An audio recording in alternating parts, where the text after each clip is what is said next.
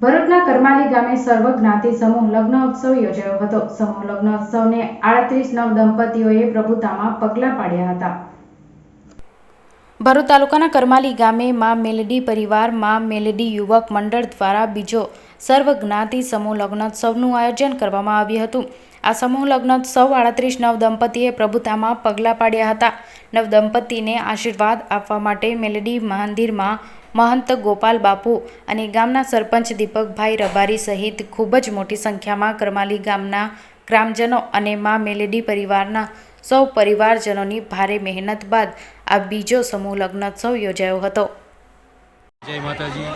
આજરોજ કરમાલી ગામે બીજો સતત સમૂહ લગ્ન આયોજન યોજવામાં આવ્યું છે, જેમાં 37 નવદંપતિ પ્રભુતામાં પગલાં માંડશે, જેમને મા મેલડીના ભક્ત શ્રી ગોપાલભાઈ બુવાજી તેમના હસ્તે બધાને આશીર્વાદ પાઠવશે અને તેમના નાના ભાઈ જે કરમાલી ગામના સરપંચ શ્રી દીપકભાઈ રબારી તેમનો સહયોગમાં ખૂબ ખૂબ આભાર છે।